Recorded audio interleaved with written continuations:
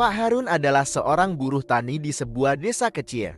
Setiap pagi sebelum matahari terbit, ia sudah berada di sawah, memikul cangkul, dan membasahi kakinya dengan embun yang dingin. Pekerjaan sebagai buruh tani tidak pernah mudah. Penghasilannya kecil. Bahkan kadang-kadang tidak cukup untuk membeli beras. Namun, Pak Harun tetap bekerja keras demi satu alasan. Anak semata wayangnya, Rian. Rian adalah anak yang cerdas. Ia selalu menjadi juara kelas di sekolahnya. Namun, pendidikan membutuhkan biaya, dan bagi Pak Harun, membayar uang sekolah Rian adalah perjuangan besar. Ia sering harus mengutan di warung untuk kebutuhan sehari-hari, bahkan menjual barang-barang miliknya. Suatu hari, Rian pulang dari sekolah membawa surat pengumuman.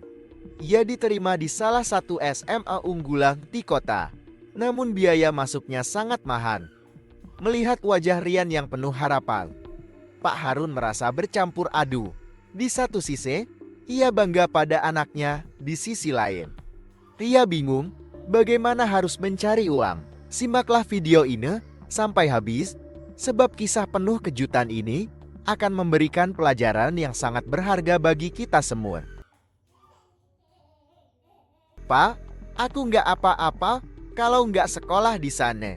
Aku tahu sulit, ujar Rian dengan suara lirih, menyadari keadaan keluarga mereka. Namun Pak Harun menggenggam pundak Rian. Tidak, nak, pendidikanmu adalah harapan kita. Bapak akan cari caranya. Sejak saat itu, Pak Harun bekerja lebih keras. Ia mulai mengambil pekerjaan tambahan sebagai kuli angkut di pasar malam. Setiap malam, ia mengangkat karung berisi hasil panen pedagang, meskipun tubuhnya sudah lelah setelah bekerja di sawah. Kadang-kadang, ia hanya tidur 2 atau 3 jam sehari. Rian melihat ayahnya semakin kurus. Suatu malam, ia mendapati ayahnya duduk di depan rumah dengan mata terpejam. Keringat masih bercucuran di dahinya, meskipun malam sudah larut. "Pak, istirahatlah. Aku nggak mau kehilangan Bapak," Rian memohon sambil menahan air mata.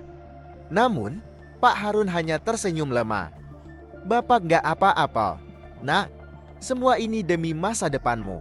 Hari demi hari berlalu, dan akhirnya Pak Harun berhasil mengumpulkan uang untuk biaya sekolah Rian.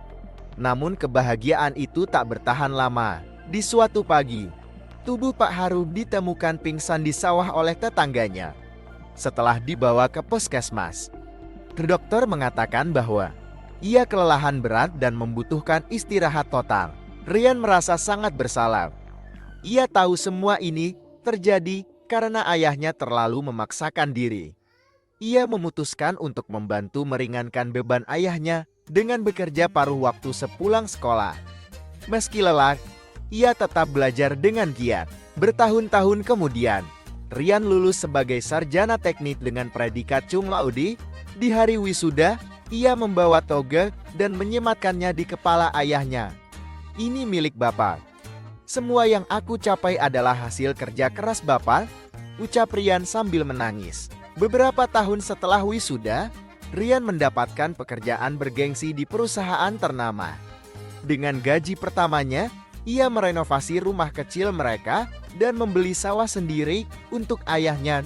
Kini, Pak Harun tak perlu bekerja lagi.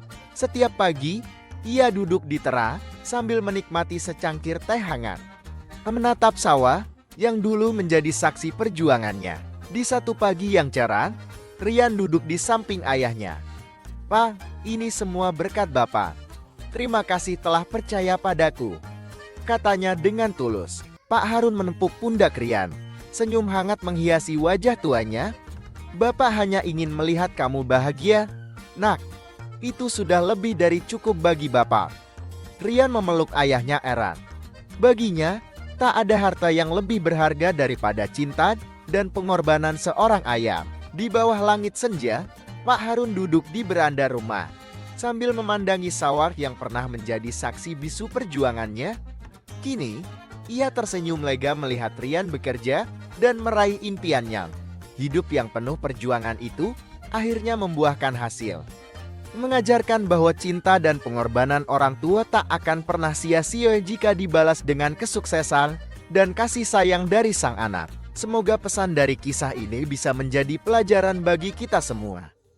Jangan lupa tinggalkan like dan komentar positif jika video ini bermanfaat. Terima kasih sudah menonton, dan sampai jumpa di kisah berikutnya.